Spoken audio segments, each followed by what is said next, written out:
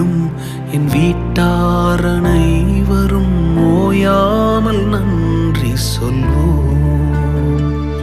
ஒரு கரு போல காத்தீரே நன்றி, என்னை சிதையாமல் சுமந்தீரே நன்றி. ஒரு கரு போல காத்தீரே நன்றி, என்னை சிதையாமல் சுமந்தீரே நன்றி.